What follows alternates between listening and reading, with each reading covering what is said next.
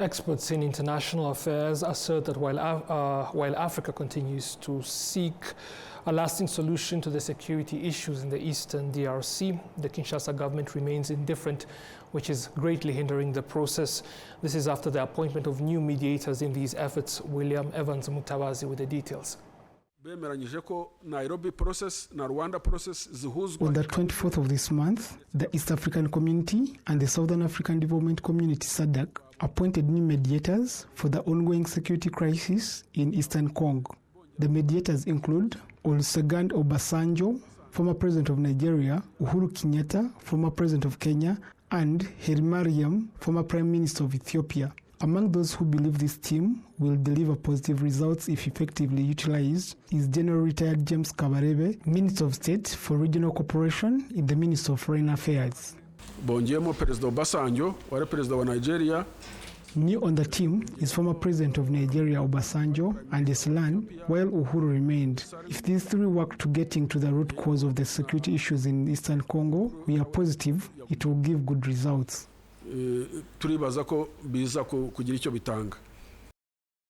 This is not Obasanjo's first role as mediator for the security issues in Eastern Congo. He was appointed by former UN Secretary General Ban Ki-moon as his special envoy on the Great Lakes region, where he negotiated between the Congolese government and the CNDP rebel group in 2008. Uhuru Kenyatta has also been a mediator between the Congolese government and various armed groups during the Nairobi talks, as well as the Rwanda discussions aimed at resolving tensions between Congo and Rwanda.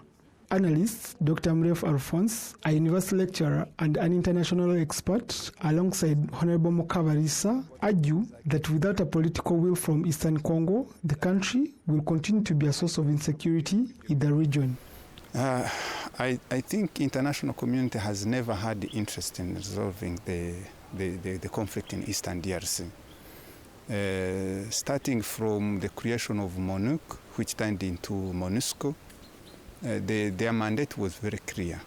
Among other things, it included the dismantling of the FDLR. They very well know that all the previous conflicts have been, to a significant extent, related to the threats FDLR posed to Rwanda. So it is not something that the international community is not aware of.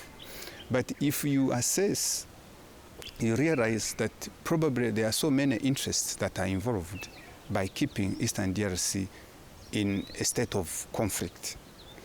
Because all times we've seen Rwanda trying to have good relationship with the DRC and taking some steps to deal with this issue. There have been some interferences from internal actors, but mainly external. All the time we have people have questioned whether MONUSCO's mandate is going to be renewed or not. We have seen some sort of conflicts coming up to justify why their mandate needs to be renewed. There are so many actors that benefit from the situation of armed conflicts. The humanitarian actors, those who benefit from the humanitarian support that accompanies the humanitarian crisis that happens in situations of armed conflict. So all those actors, leave alone those who smuggle weapons, those who smuggle minerals, all those that benefit through chaos, might be having powerful interests that have gone into so many actors' decision-making process that they have abstracted those who are supposed to be taking proper decisions and made them really focus on what is not the right decisions.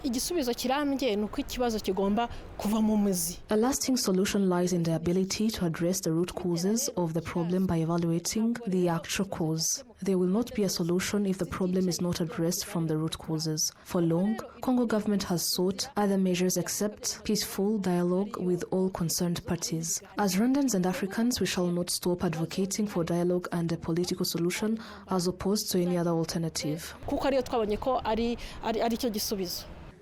The continued occupation of various territories and cities in both Kivu provinces by M23 has prompted various African organizations to convene to find a sustainable solution to the security problems in the Eastern Congo. The M23 group insists it is fighting for its rights, while the Congolese government is reluctant to engage in a dialogue that could provide a solution. Council Alois Mutabingwa predicts that as long as external forces continue to place blame for Congo's issues on Rwanda, no real progress will be made. The provisions in the international law to punish are more justifiable in Kinshasa than they are in Kigali. However, there are people that are so invested in diverting the truth, but the truth will always remain. Another amazing thing is how a country fails politically, loses a war, and also fails at democracy. This is unheard of. It is one government failing all through, yet Western powers only care about their mineral interests at the cost of humanity. The Democratic Republic of Congo has for long refused to engage in talks with M23, but instead focused on lobbying for sanctions against Rwanda. Meanwhile, Rwanda asserts the threats of sanctions will not provide a lasting solution to this long-standing issue, especially as the Congolese government collaborates with the FDLR terrorist group to undermine Rwanda's security. William Evans, RwandaTV News.